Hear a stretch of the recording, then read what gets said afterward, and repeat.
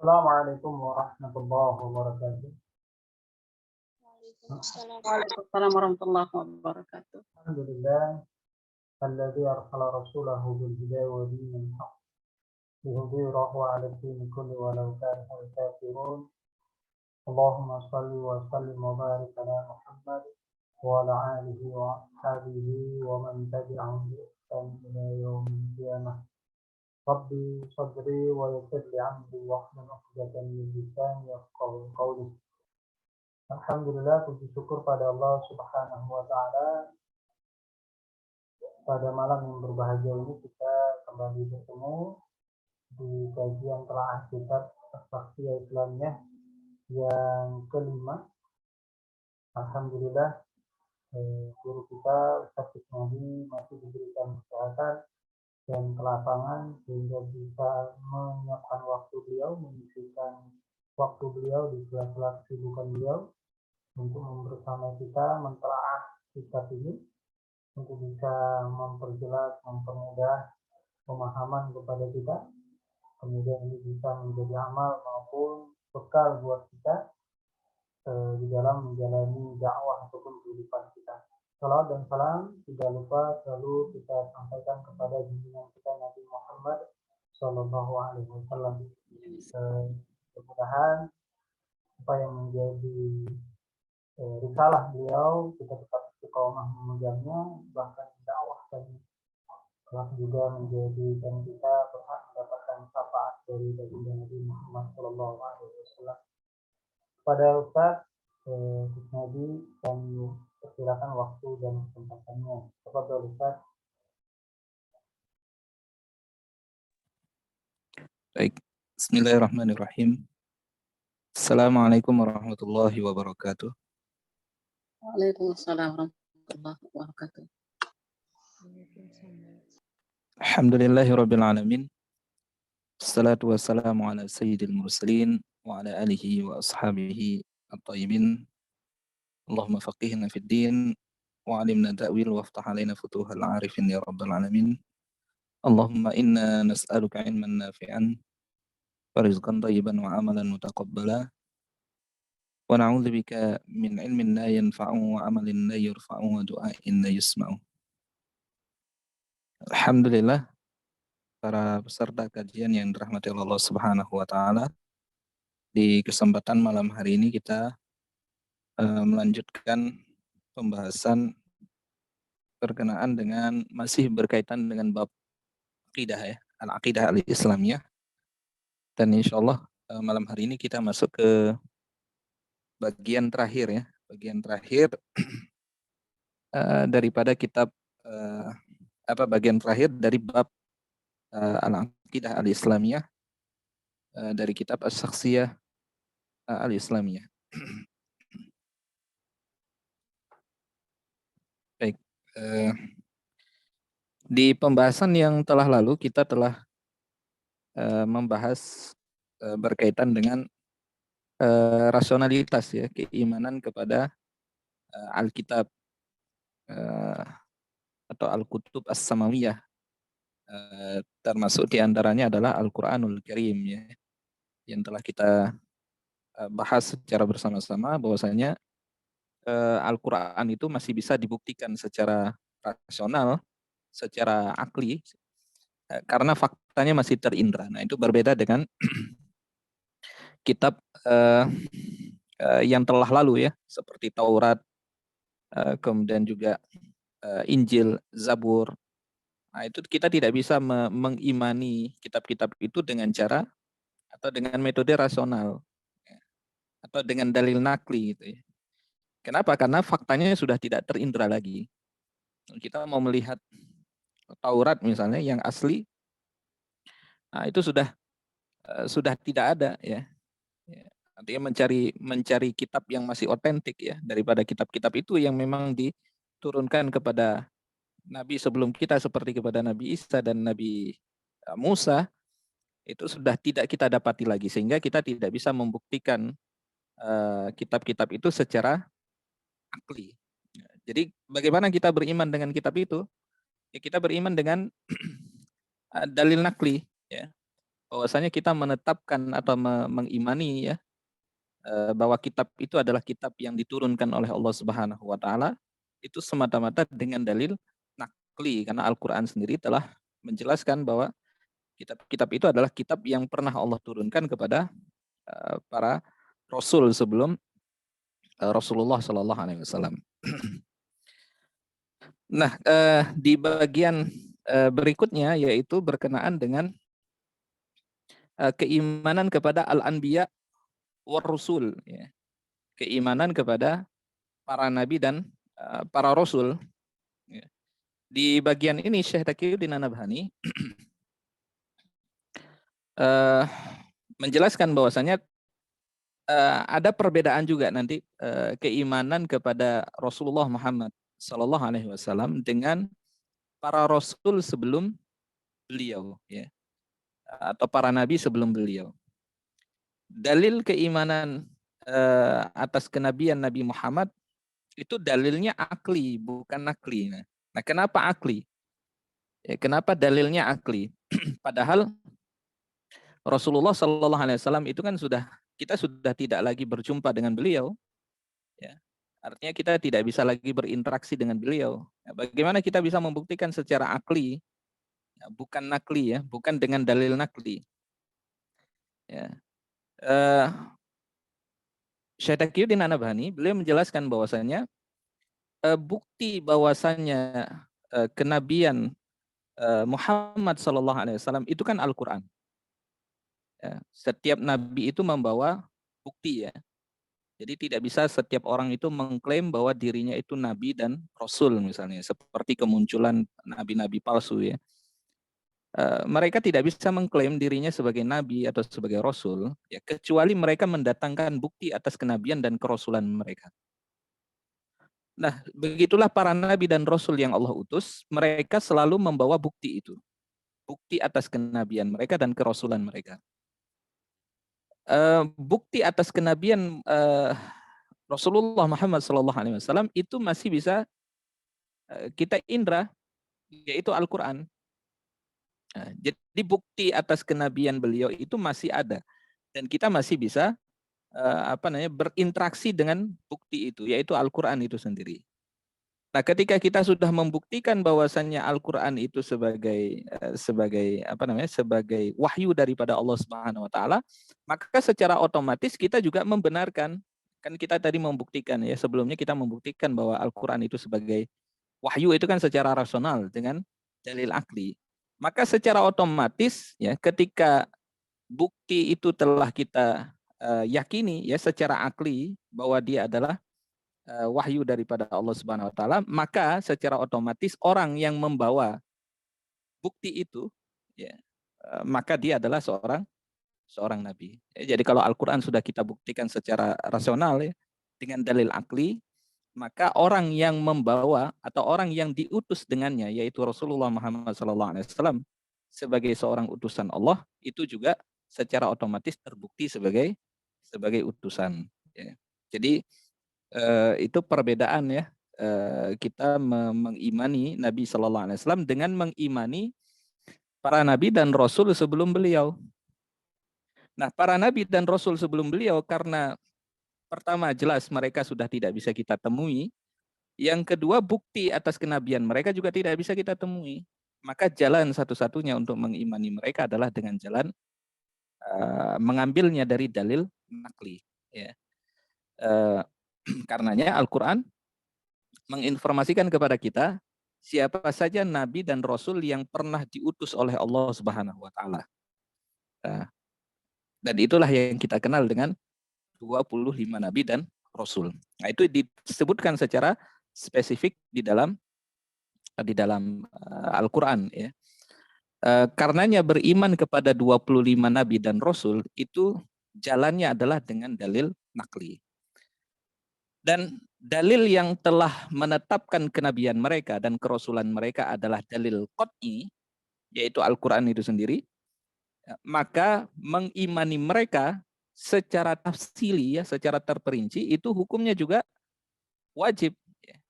Wajib mengimani mereka dengan keyakinan yang 100%, ya, dengan keyakinan yang 100%. 25 nabi yang memang disebutkan di dalam Al-Qur'an. Ya, di dalam Al-Qur'an dengan dalil atau dengan penunjukan yang qat'i. Nah, jadi beriman kepada 25 nabi dan rasul itu kita mengimaninya dengan dalil nakli, kemudian mengimaninya secara tafsili. Secara tafsili itu berarti person to person, ya, setiap orang mulai dari Nabi Adam sampai Nabi Isa itu mesti kita yakini mereka adalah nabi. Umpamanya misalnya kita mengingkari atau meragukan Isa sebagai nabi, kafir. Nah, tapi kalau misalnya kita mengingkari atau kita ragu bahwa Yusha bin Nun itu seorang nabi, itu tidak sampai mengeluarkan kita dari Islam. Kenapa? Karena kenabian Yusha bin Nun itu tidak ditetapkan dengan dalil qat'i. Jumlah nabi dan rasul itu kan banyak ya. Dalam sebuah hadis yang diriwayatkan oleh Imam Al-Baihaqi misalnya, ada banyak riwayat, salah satunya adalah yang diriwayatkan oleh Imam Al-Baihaqi bahwa Nabi itu pernah menyebut jumlah Nabi saja itu sebanyak 124.000. 124.000. Sementara jumlah Rasul itu 313. Ada satu riwayat mengatakan 315. Ya, berarti bilangannya tidak pasti. Antara 313 atau 315 jumlah Rasul. Tapi yang disebutkan di dalam Al-Quran berapa? Hanya 25. Selebihnya yang tidak disebutkan di dalam Al-Quran, tidak disebutkan melalui dalil yang qat'i, maka kita hanya wajib mengimaninya secara mujmal. Secara mujmal itu berarti secara global. Kita hanya bisa mengatakan bahwasanya selain 25 nabi yang disebutkan dalam Al-Quran, ada nabi dan rasul yang lain yang jumlah mereka banyak. Nah, itu yang kita yakini. Bahwa jumlah nabi dan rasul selain daripada 25 itu jumlahnya banyak. Jadi kita tidak membatasi. Tapi siapa saja mereka, nah itu tidak datang melalui dalil yang qat'i. Ya, sebagian besar itu datang dengan dalil yang ahad. Misalnya penetapan bahwasanya Yusha bin Nun itu seorang nabi atau bukan. Bahkan Nabi Khidir ya, Nabi Khidir atau Khadir, Nabi Khidir yang yang diperselisihkannya apakah masih hidup atau tidak. Itu masih diperselisihkan juga oleh para ulama apakah dia nabi atau bukan. Masih diperselisihkan. Meskipun pendapat yang sahih dalam masalah ini, pendapat yang kuat adalah bahwa Khidir atau Khadir itu seorang nabi. Itu berarti menunjukkan bahwasanya kenabian Nabi Khidir itu tidak ditetapkan dengan dalil yang qat'i. Ya. Tapi siapa yang memperselisihkan ya, bahwa Isa itu seorang nabi? Enggak ada. Kalau ada orang yang meragukan Isa sebagai nabi, maka dia kafir, sebagaimana Yahudi. Yahudi ketika kemudian mereka berjumpa dengan Nabi Isa, mereka mengingkari Isa atau tidak mau beriman kepadanya, maka mereka kafir. Dan juga tidak ada orang yang mengingkari kenabian Nabi Musa. Tidak ada yang mengingkari kenabian Nabi Ibrahim, kenabian Nabi Yunus, Nabi Yusuf, ya, Nabi Idris, Hud, Nuh, Soleh, dan seterusnya. Yang disebutkan dalam Al-Quran, ya, nama-nama mereka secara terperinci, tidak ada yang memperselisihkan itu. Artinya 25 nabi ini wajib kita yakini ya, dengan keyakinan yang qat'i itu tadi, bahwa mereka adalah nabi dan rasul yang diutus oleh Allah Subhanahu wa taala. Jadi nah keimanan kepada mereka itu kita imani melalui dalil yang qat'i dan juga dalil nakli ya. Dan kenabian mereka itu telah ditunjukkan misalnya di dalam surah Al-Baqarah ya ayat 285. Amanar rasulu bima unzila ilaika mir rabbihi wal mu'minun. Kullun amana billahi wa malaikatihi wa kutubihi wa rusulihi la nufarriqu baina ahadim mir rusulih. Rasul telah beriman kepada Al-Quran yang diturunkan kepadanya ya, dari Tuhannya. Demikian pula orang-orang yang beriman, semuanya beriman kepada Allah. Malaikat-malaikatnya, kitab-kitabnya, dan rasul-rasulnya.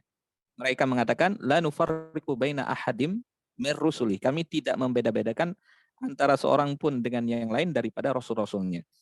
Makna tidak membeda-bedakan antara rasul itu adalah tidak mengimani. Kalau membedakan itu berarti mengimani sebagian, mengingkari sebagian. Nah, itu seperti ini sebenarnya mencela atau menyinggung orang-orang Yahudi Bani Israel karena mereka mengimani sebagian nabi tapi mengingkari sebagian yang lain. Ya. Bahkan dalam sejarahnya mereka berani membunuh puluhan, ya, bahkan dalam satu hari mereka pernah membunuh 70 orang nabi. Itu disebutkan oleh Ibnu Katsir di dalam kitab tafsirnya. Dalam satu hari mereka berani membunuh 70 orang nabi.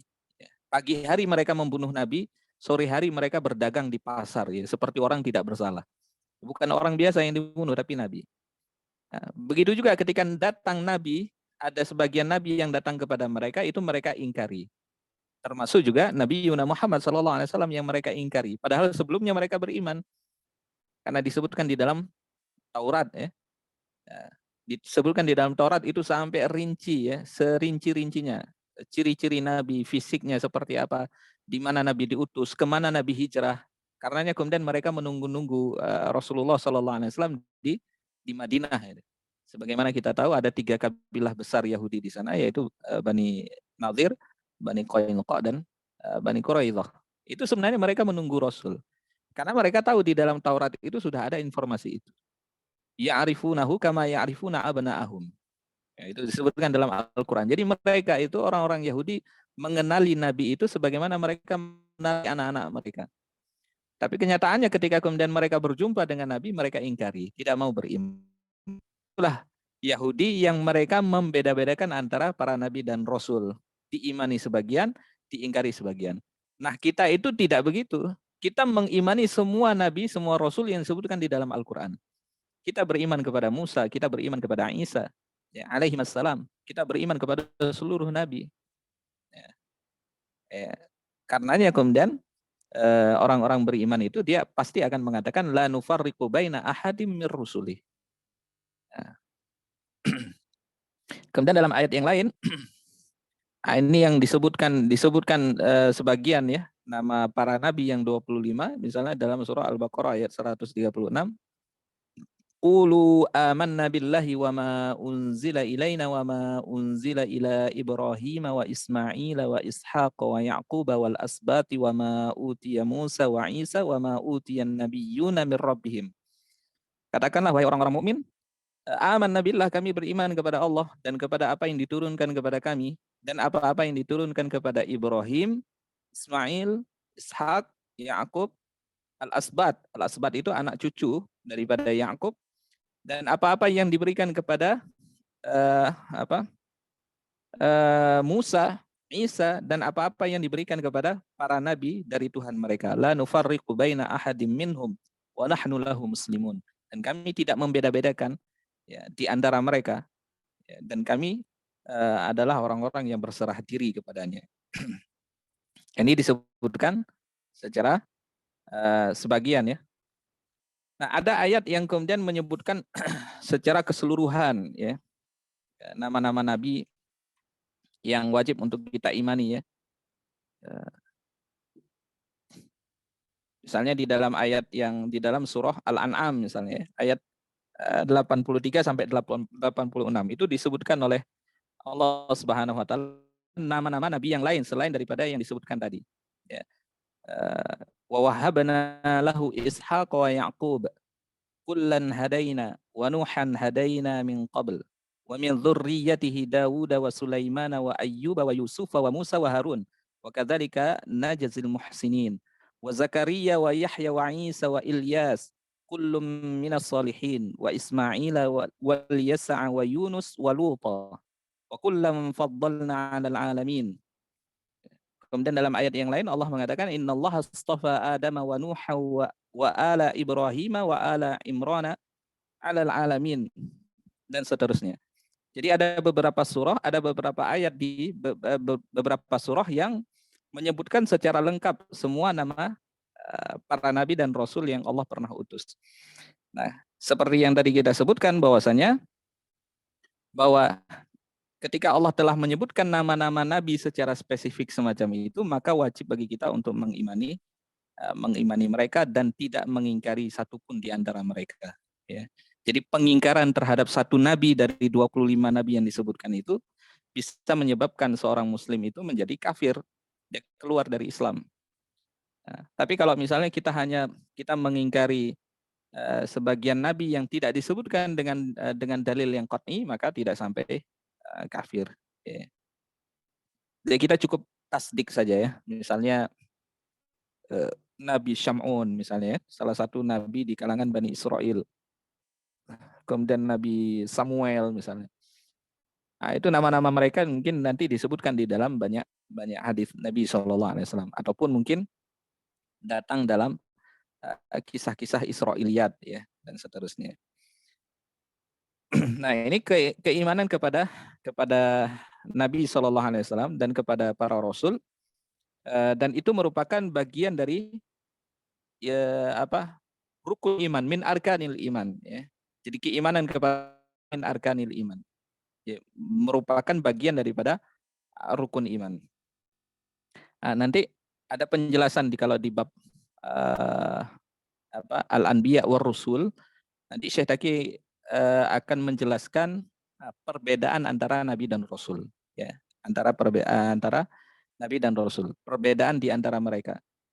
Sekaligus meluruskan pemahaman sebagian orang yang yang mengatakan bahwasanya Nabi itu adalah orang yang diwahyukan, ya, diberikan wahyu kepadanya, tetapi tidak diberikan kewajiban untuk menyampaikan. Nah, Syekh Taqiyuddin An-Nabhani itu meluruskan pemahaman semacam ini, bahwa yang benar itu adalah Ar-Rusul. Rasul itu adalah seseorang yang diberikan wahyu oleh Allah, kemudian diberikan risalah, diberikan ajaran syariat, yang sekaligus juga diberikan kewajiban untuk menyampaikan risalah itu. Sementara Nabi itu mereka diberikan wahyu. Kalau sudah diberikan wahyu berarti mereka diberikan kenabian. Tapi tidak diberikan syariat baru, melanjutkan syariat Nabi sebelumnya. Hanya saja mereka tetap diberikan kewajiban untuk menyampaikan risalah itu, wahyu yang diwahyukan kepada mereka. Jadi bukan berarti kemudian seorang nabi itu nggak wajib ya menyampaikan apa yang diwahyukan. Jangankan nabi ya, kita saja itu diberikan kewajiban untuk amar ma'ruf dan nahi mungkar, diberikan kewajiban untuk menyampaikan dakwah. Nah, itu secara ringkas ya perbedaan antara nabi dan rasul.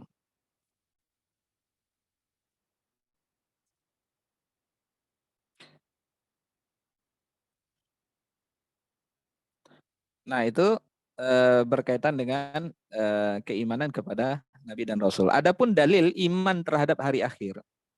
Nah, ini bagian terakhir ya dari bab ini. Dalil iman terhadap hari akhir, yaitu hari kiamat, adalah nakli dan jelas ya, itu bukan dalil akli. Dalil nakli. Kenapa? Karena realitasnya tidak terindra. Ini kejadian kita pernah melihatnya. Karenanya informasi mengenai kejadian masa depan, ya, termasuk diantaranya adalah hari kiamat ini, itu mesti datang dengan dalil yang qat'i, dalil nakli, ya, bukan akli. Misal di dalam surah An-Nahl ya, ayat 22 Allah mengatakan falladzina la yu'minuna bil akhirati qulubuhum munkiratun wa hum mustakbirun. Maka orang-orang yang tidak beriman kepada akhirat, la yu'minu bil akhirah, hati mereka itu mengingkari keesaan Allah, ya, sedangkan mereka sendiri adalah orang-orang yang sombong. Di orang-orang yang tidak beriman, itu maknanya berarti kewajiban orang-orang atau manusia itu harus beriman kepada hari akhirat. Karena dia tidak bisa, keimanan kepada akhirat itu tidak bisa dipisahkan dengan keimanan kepada Allah Subhanahu wa taala. Bahkan dalam ayat yang lain lebih jelas lagi Allah mengatakan ilahukum ilahu wahid. Falladzina la yu'minuna bil akhirati qulubuhum munkiratun wa hum mustakbirun. Tuhan kalian adalah Tuhan yang satu. Ya. Maka orang-orang yang tidak beriman, ya, tidak beriman kepada kehidupan akhirat mempunyai sifat yang buruk. Ya. Orang-orang yang tidak beriman kepada akhirat, maka hati mereka itu mungkiratun, ya, mengingkari, wahum mustakbirun, dan juga termasuk orang-orang yang sombong. Wa annal ladzina la yu'minuna bil akhirati a'tadna lahum 'adzaban alima. Dan sesungguhnya orang-orang yang tidak beriman kepada kehidupan akhirat, kami sediakan bagi mereka azab yang pedih.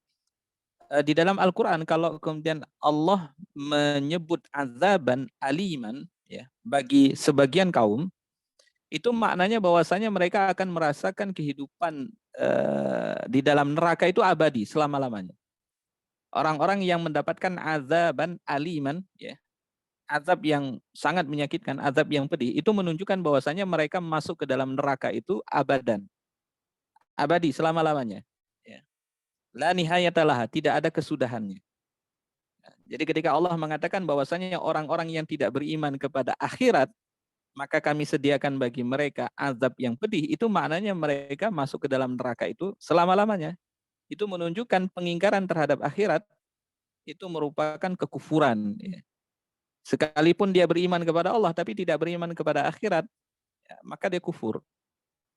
Atau ragu misalnya, ragu terhadap akhirat, itu juga kufur. Kan iman itu tidak menerima keraguan. Ya. Iman itu mesti yakin, tidak boleh syak. Kalau sudah syak, ragu-ragu, 50-50 misalnya. Nah, dia membayangkan antara iya dan tidak. Mungkin iya, mungkin tidak. Mungkin ada, mungkin tidak ada. Maka dia kafir.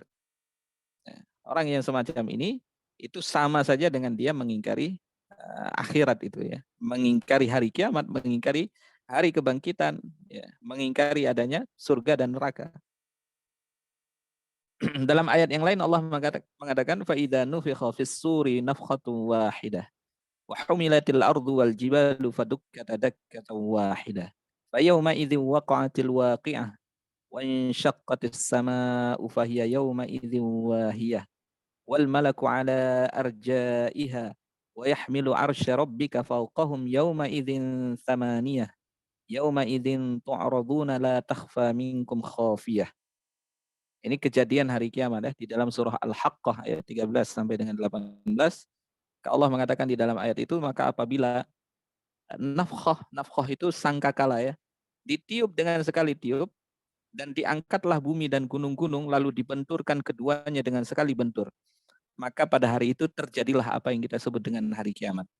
Dan terbelahlah langit. Sebagaimana disebutkan dalam ayat yang lain juga semacam itu ya. Apa namanya? Langit itu terbelah.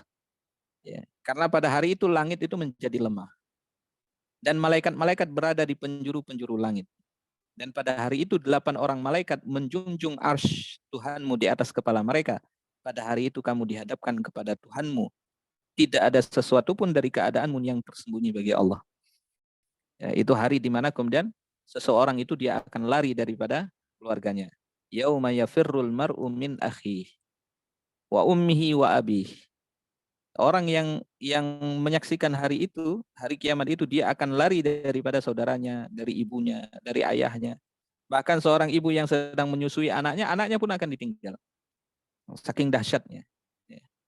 Itu juga sebagaimana Allah ceritakan di dalam surah At-Takwir ya.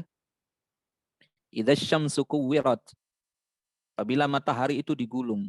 Digulung itu maknanya matahari itu meredup dan hilang cahayanya. Hilang cahayanya.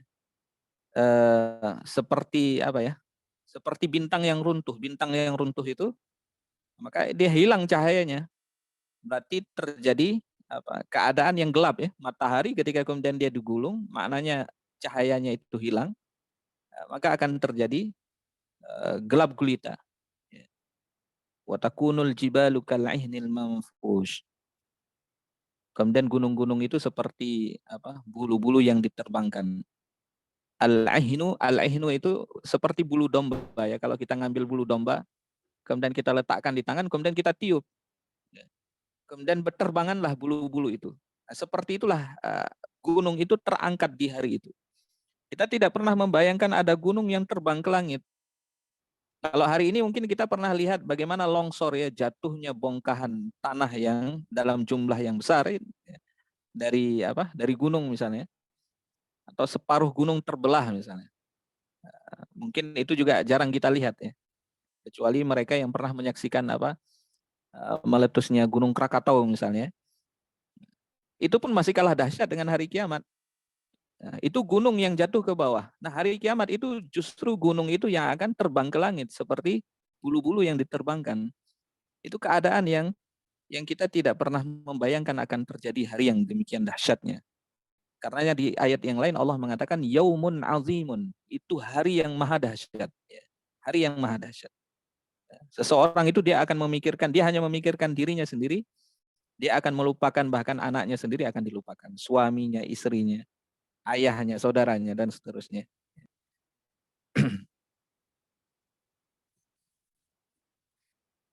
Nah itu dahsyatnya hari kiamat. Nabi SAW, jadi kalau kita nanti para ikhwah atau para peserta ingin mendapatkan gambaran ya kejadian hari kiamat itu, Nabi SAW itu menyebutkan ya ada 2 surah di dalam Al-Quran itu yang bisa kita baca dan kita akan mendapatkan gambaran hari kiamat itu seperti di depan mata kita. Ya, seseorang itu akan ketika dia membaca surah itu maka seolah-olah dia melihat hari kiamat itu di depan matanya. Ro'yal ain, seperti di depan matanya. Yang pertama adalah surah Takwir, ya. Idza syamsu kuwirat dan seterusnya. Kemudian yang kedua adalah surah Al-Infitar. Jadi 2 surah ini sudah menggambarkan begitu dahsyatnya kejadian hari kiamat itu. Dan itu yang membuat seorang muslim ya ketika dia membaca dan meyakini dengan seyakin-yakinnya akan terjadi hari kiamat, hari pembalasan semacam ini, maka akan muncul rasa takut yang sangat kuat di dalam dirinya. Di dalam hadis Nabi SAW, beliau mengatakan al-imanu an tu'mina billahi wa malaikatihi wa kutubihi wa biliqaihi wa rusulihi wa tu'mina bil ba'si. Iman itu adalah engkau beriman kepada Allah, para malaikatnya, kitab-kitabnya, dan pertemuan dengannya. Nah, ini hari kiamat. Ya. Hari kiamat dan juga para rasul dan beriman kepada yaumul ba'ats bil ba'si. Ya, yaumul ba'ats, hari kebangkitan. Nah, inilah perkara-perkara yang mesti diimani. Ya. Perkara-perkara yang mesti diimani oleh seorang muslim, seorang mukmin sehingga dia semakin yakin akan apa-apa yang telah Allah turunkan kepada dirinya. Barangkali mungkin ini yang bisa saya sampaikan. Insya Allah nanti di pertemuan berikutnya kita masuk di bab baru ya. Saya kembalikan kepada Ustadz Azhar.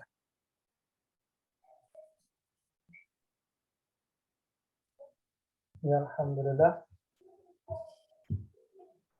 Ini menjadi bagian akhir dari bab awal kitab Tafsir Islamnya,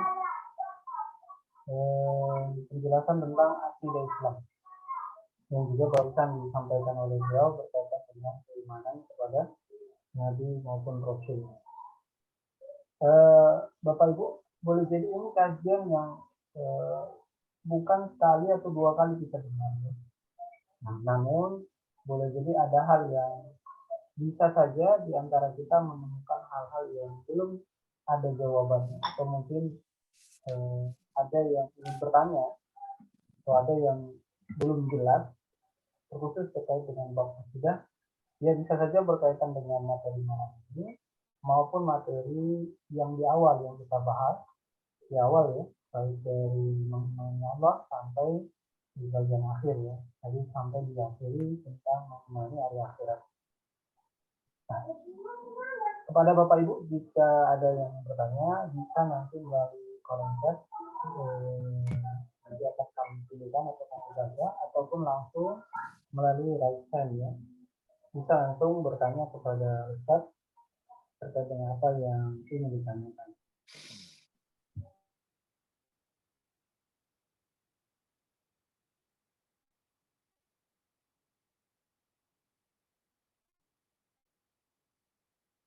Ya, oke. Nanti kita follow apa ya. Ustaz, ini saya mau nanya nih Pak. Cuman ini apakah karena memang ini bisa dibilang gaib ya, dalam pengertian tadi bahwa kiamat itu bakalan hancur semuanya alam semesta. Recording in progress. Bakalan hancur ke alam semesta ini. Kemudian yang tertinggal di muka bumi ini, kita bicaranya bumi ya, karena kita berada di sini, kita nggak berada di luar planet bumi. Artinya manusia akan hancur di bumi ini, kita bilang. Bahkan orang yang sudah meninggal sebelum datangnya kiamat itu juga berada di dalam perut bumi. Kira-kira kisah orang-orang yang meninggal sebelum kiamat ataupun yang bakalan mati atau wafat pada hari kiamat itu, prosesnya ke surga itu gimana, Ustaz? Apakah dibangkit dia di bumi, dibangkit kemudian diangkat ke langit, atau gimana ilustrasinya? Artinya ada yang bertanya ini, misalnya semacam fiksi jadinya, macam ada cerita yang dibangkitkan langsung ke langit. Apakah memang alam bumi diciptakan ulang atau direka ulang lagi atau gimana? Iya. Iya, berkenaan dengan mereka yang dibangkitkan ya. Dibangkitkan nanti di Yaumul Akhir, itu bahwa bumi yang kita tinggali ya, yang kita yang kita tempati hari ini, itu akan hancur, jelas ya, akan hancur. Dan kemudian Allah akan mengganti dengan bumi yang lain. Nah, Allah akan ganti dengan bumi yang lain ya. Jadi bukan diangkat ke langit, karena yang hancur itu bumi dan langit. Ya. Artinya bumi dan langit yang Allah ciptakan, itu semuanya akan hancur. Artinya alam semesta ini hancur. Segala sesuatu itu akan hancur dan akan binasa kecuali Allah Subhanahu wa taala. Ya.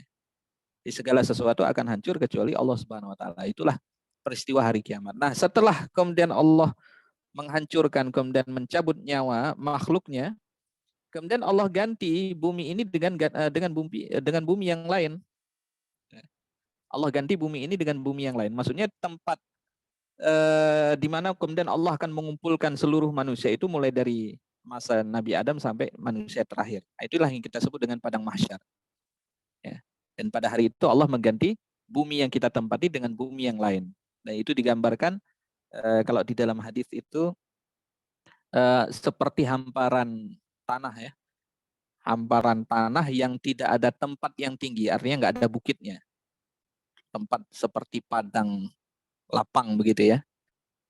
Itu Allah sediakan. Nah, itulah yang kita sebut dengan al-mahsyar, itu padang mahsyar. Situlah kemudian nanti semua orang akan dikumpulkan oleh Allah Subhanahu wa taala. Nah, jadi memang segala sesuatu yang kita lihat hari ini ya semuanya akan hancur. Kemudian Allah ganti dengan bumi yang lain ya. Dengan bumi yang lain itu ya tempat di mana kita akan menunggu untuk dihisap itu. Itu di ayat Allah sebutkan di ayat surah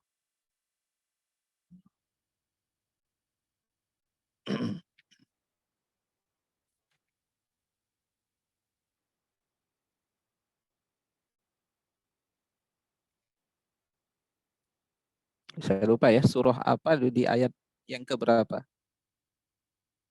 Nah, mungkin sambil saya mencari, mungkin kalau ada pertanyaan yang lain silakan.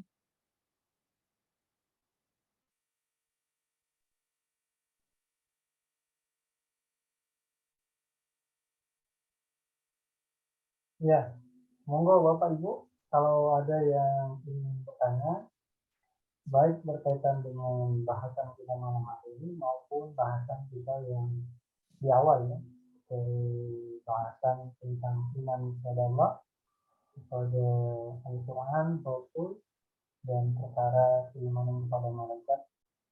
Tapi kalau untuk qadar mungkin ada bab khusus nantinya.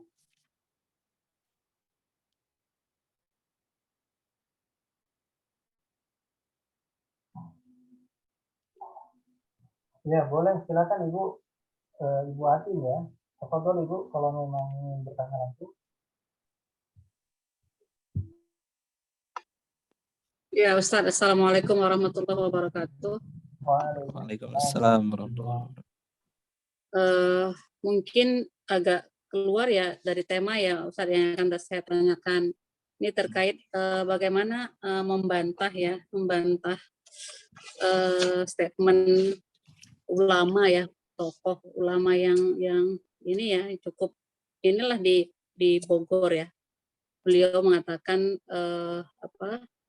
kita dengar sendiri gitu di ceramahnya, itu hati itu sesat karena kalau mereka bicara hanya tentang syariat khilafah gitu. Kemudian waktu itu saya bantah, saya mengenal gitu, nggak ada yang menyalahi dengan nas gitu apa yang kita kaji. Terus dia dia memperbaiki statementnya. Maksud saya yang mereka itu hanya membicarakan syariah khilafah, padahal Islam itu apa katanya iman, Islam, ihsan gitu. Kemudian pembahasan jadi pertanyaan saya itu debat kita belum selesai, tapi karena ada jamaah yang memotong gitu, mereka beliau katakan kita nggak ngerti apa yang Ustadz bahas ini gitu. Jadi akhirnya diskusi kita ya terputus gitu. Cuman yang ingin saya tanyakan, apa sih yang dia maksudkan itu Islam itu ya iman, Islam, ihsan gitu. Itu saja mungkin Ustadz ya. Jazakallahu khairan. Iya, baik. Iya, yang pertama statement itu kan muncul karena kurangnya informasi, kan itu persoalannya. Ya. Tidak mengenal ya, kalau kita tidak mengenal sesuatu itu ya kita hanya bisa menilai sesuatu itu ya sebatas informasi yang kita punya. Kalau kita punya satu buku baru kita beli, kita baru baca judulnya. Isinya belum kita baca. Ketika ditanya itu buku tentang apa, ya kita cuma bisa mengatakan, oh bukunya kayaknya tentang ini karena judulnya begini. Tapi isi di dalamnya bagaimana nggak tahu, karena belum dibaca. Nah, begitulah orang melihat Hizbut Tahrir misalnya kan, yang mereka dengar itu hanya slogan mungkin khilafah misalnya. Ya, mereka hanya dengar sekilas, tetapi belum membaca kitab yang ditulis oleh Syekh Taqiyuddin An-Nabhan.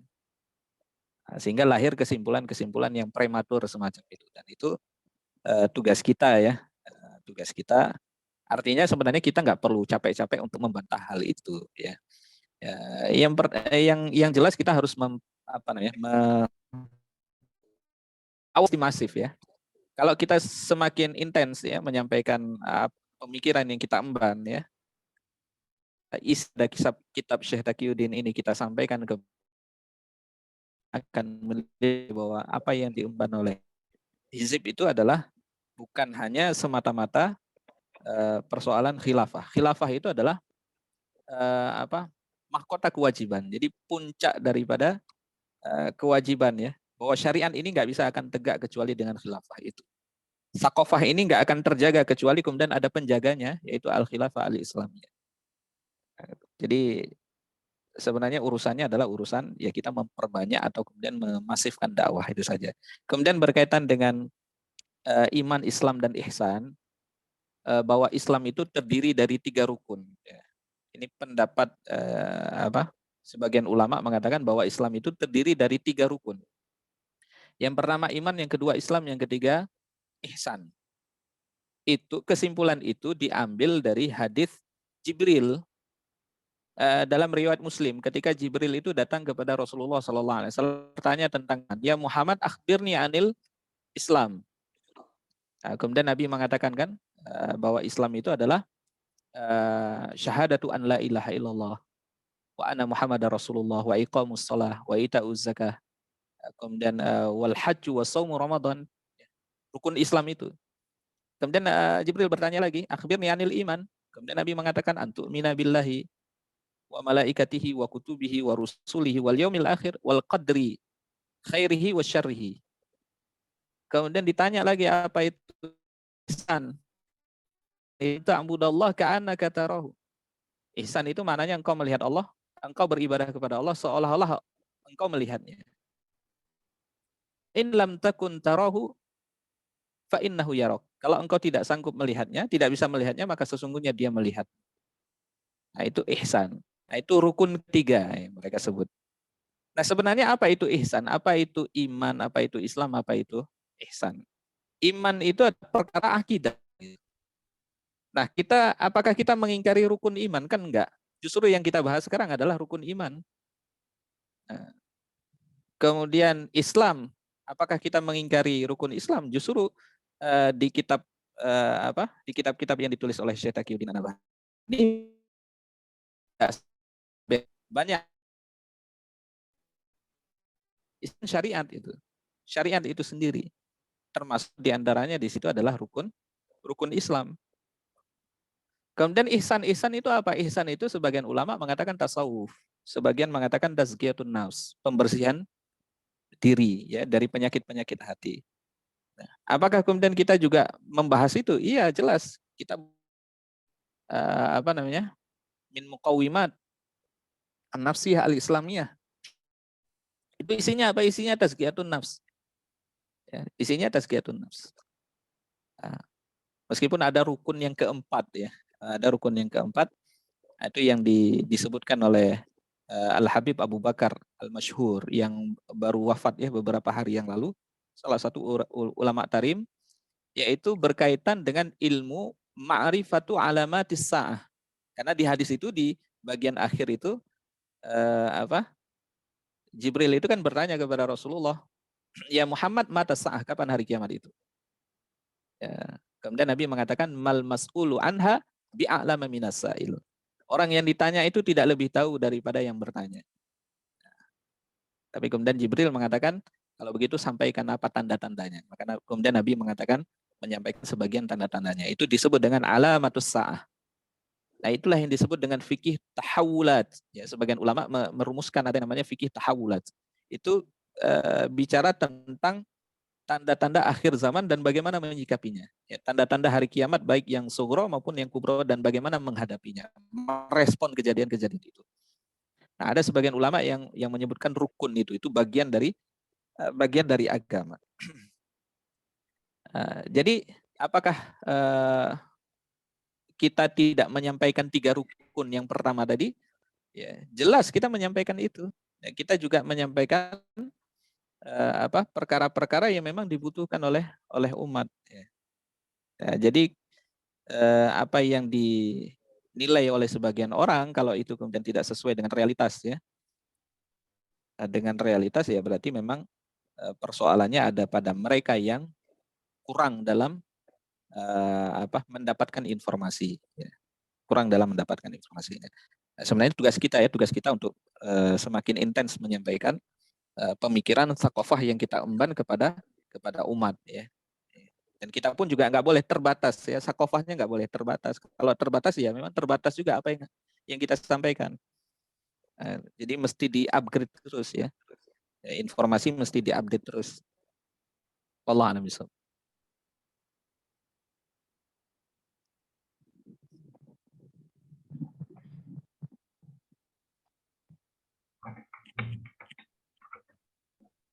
Ya, alhamdulillah.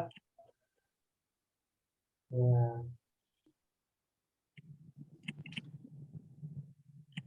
Baik, Bapak Ibu, jemaah sekalian. Ya, terima kasih. Amin. Jazakallah. Ada lagi Bapak Ibu yang ingin bertanya berkaitan dengan bahasan bab awal ya, bab awal kita masih seputar bab awal kitab saksi ya, selanjutnya bab akidah Islam ya.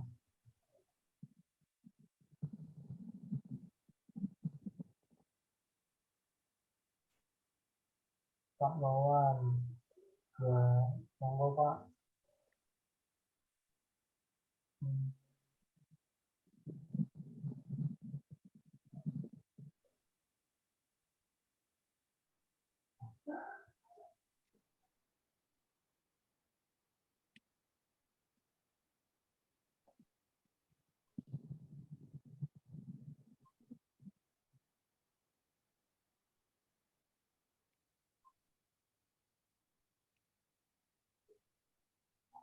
Oke, gimana Bapak Ibu? Sudah cukup jelas ya untuk bab pertama ini. Ya, mudah-mudahan memang bahasan ini cukup sering ya, bisa dibilang cukup sering kita ulang-ulang. Ini siapa ini? Oh iya, Bapak atau Mas ya? Mohon maaf. Bapak atau Mas Ramadan Maulana. Boleh Pak, silakan. Boleh langsung, mau dirasain atau konten juga boleh. Silakan.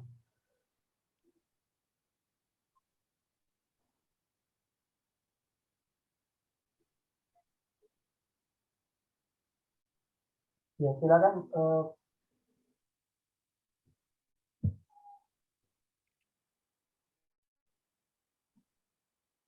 Ya, Mas Ramadan atau Bapak ya, Pak Ramadan Maulana. Silakan Pak, kalau memang mau bertanya, kita langsung on-kan mic-nya.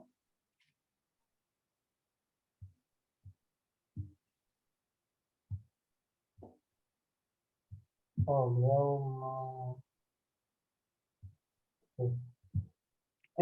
Ini dari, mohon izin ya, Bapak atau Mas Ramadan Maulana. Beliau bertanya, bagaimana tanggapan jika ada stigma yang diberikan kepada syarikat terkait dengan Mu'tazilah. Nah, ini gimana Pak? Nanti ada opini-opini atau propaganda yang semacam ini. Apa dulu Pak? Dari Mas ya, atau Bapak Ramadan Maulana? Ya. Jadi menilai atau menganggap HTI itu sama dengan Mu'tazilah modern, itu pertama tidak paham HTI, yang kedua nggak paham Mu'tazilah. Bahwa Mu'tazilah dan HTI itu jauh berbeda ya, nggak sama. Kalau misalnya dianggap sama itu karena faktor misalnya bahwa hati itu dianggap terlalu mendewakan akal ya, atau terlalu dominan dalam pemakaian akal dalam memahami nas atau menimbang kebenaran, itu salah besar. Syekh Taqiyuddin An-Nabhani sudah menulis di dalam kitab As-Saksiyah Al-Islamiyah juz 3 bahwasanya sumber hukum itu 4 yang bisa jadi standar kebenaran ya untuk mengukur ini benar atau tidak, itu kembali kepada masadir ya, sumber daripada hukum syara itu sendiri, yaitu Al-Qur'an, As-Sunnah, ijma'us sahabah, dan qiyas. Nggak ada akal. Jadi akal itu bukan timbangan kebenaran. Jadi kalau mau disamakan dengan Mu'tazilah ya, bahwa sama-sama mendewakan akal, ya itu salah besar. Itu yang pertama. Yang kedua, Mu'tazilah itu, di antara pandangan Mu'tazilah yang masyhur adalah bahwasanya mereka menganggap bahwa pelaku dosa besar itu bisa menyebabkan atau bisa mengeluarkan seseorang itu dari keimanan. Padahal kita tidak demikian. Kita tidak pernah menganggap bahwasanya pelaku dosa besar itu keluar daripada Islam. Keluar daripada Islam. Jadi banyak hal dari pandangan Mu'tazilah itu yang sebenarnya berseberangan dengan apa yang diusung oleh Hizbut Tahrir itu sendiri. Jadi nanti barangkali di bagian pembahasan tentang mutakallimin ya, nanti kita akan bahas lebih rinci ya, bagaimana pandangan mereka, kemudian bagaimana mereka menyikapi ayat-ayat sifat. Nah, itu akan nampak nanti perbedaan yang mencolok ya antara pandangan Syekh Taqiyuddin dengan Mu'tazilah ya. Insyaallah, wallahu a'lam bishawab.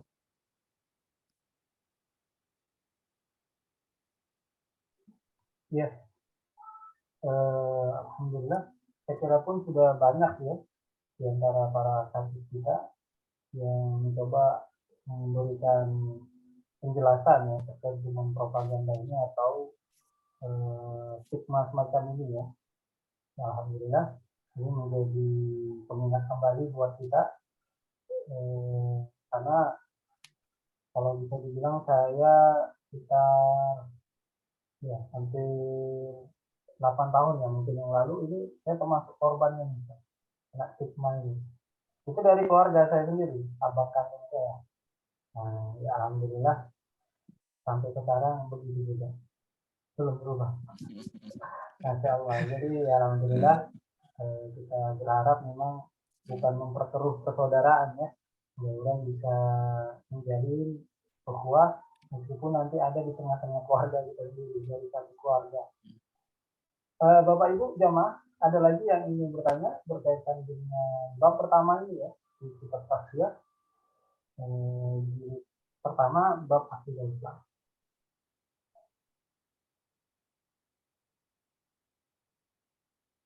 Sepertinya nggak ada lagi nih Kak.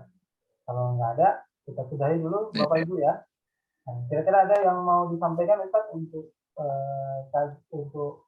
penutup ya, penutup bagian bab pertama ini. Cukup.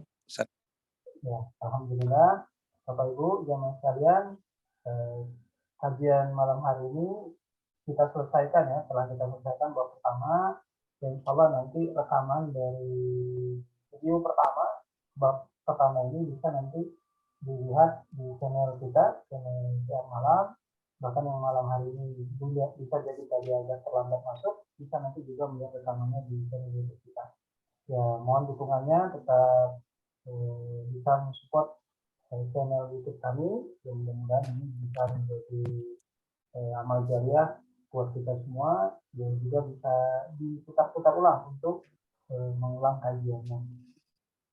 Kami sudahi kajian malam hari ini. Jazakallah khairan katsir kepada Ustaz Kusnadi Rozi. Mudah-mudahan kita dalam keadaan sehat dan dilapangkan segala urusannya.